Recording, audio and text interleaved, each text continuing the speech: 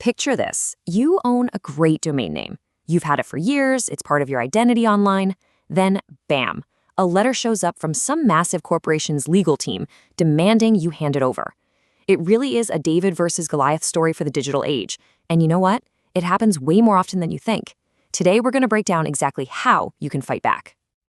So let's get right to it. Could a big company just take your domain name? The kind of scary answer is they can absolutely try. And when they do, they use a very, very specific playbook.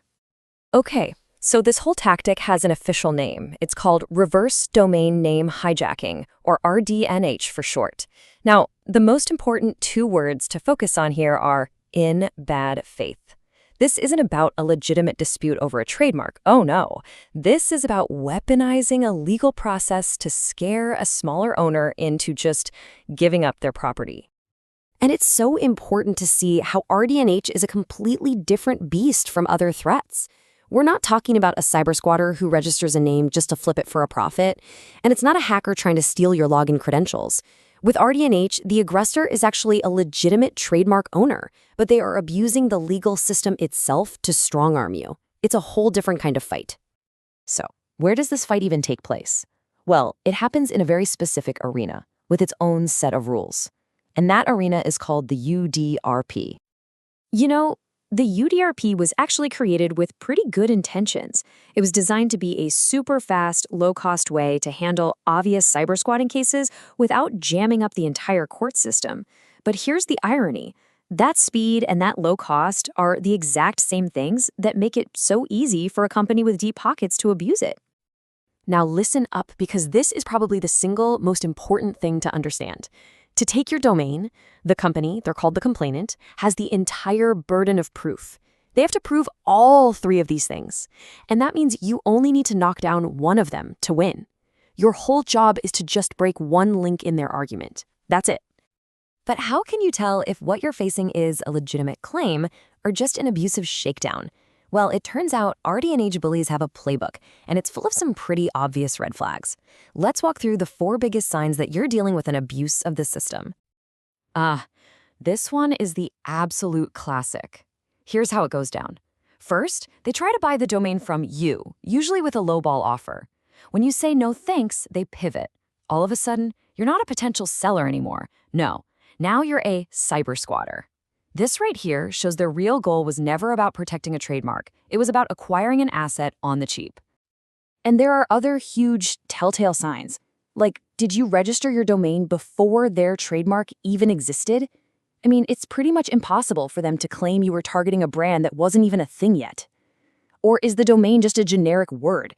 They have to prove you were targeting their company, not just using a common term. And you really need to pay attention if they start twisting the facts or conveniently forget to tell the panel that they already tried to buy the domain from you. These are all signs of a weak, desperate case. Now, when you look at a chart like this, you might think, RDNH seems like a pretty tiny problem. I mean, an official finding is made in less than 2% of cases. Meanwhile, over 94% of the time, the domain gets transferred. So, no big deal, right? Wrong. So wrong. That tiny little number is a classic case of what's called survivorship bias. It only counts the cases that actually go all the way to a final decision. It doesn't count the countless small business owners and individuals who get that scary legal letter and just immediately surrender their domain out of pure fear. The threat itself is the weapon, and its biggest wins never even show up in the stats. Okay, so this is where the story shifts. Because knowing the rules of the game means you can absolutely fight back, and you can win. The key is to build a defense that's clear, that's factual, and that directly picks apart their bogus arguments.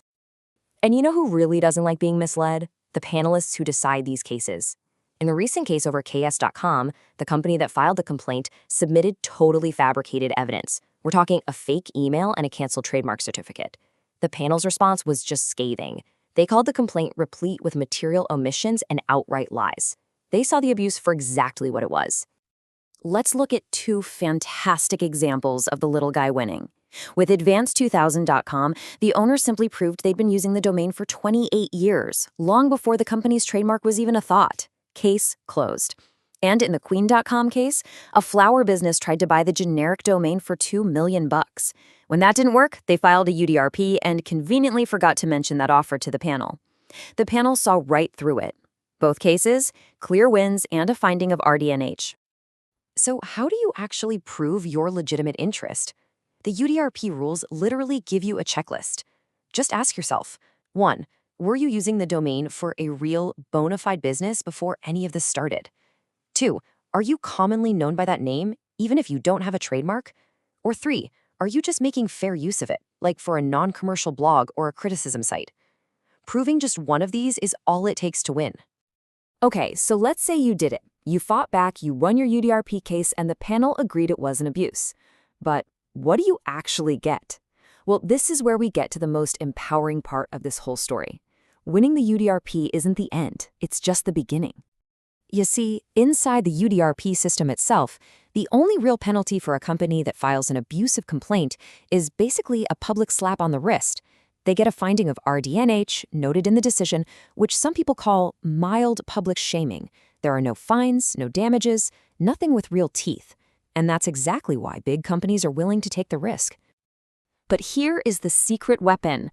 That official RDNH finding is like a golden ticket. It's the key that lets you take the fight out of the UDRP system and into a real federal court.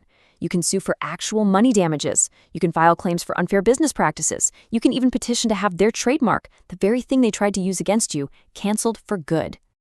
And these are not empty threats. We're talking real, painful consequences. After an RDNH finding, a court ordered the city of Paris, yes, that Paris, to pay $100,000 in damages to the domain owner it tried to bully. All of a sudden, that low-risk complaint turns into a very, very expensive mistake for the bully.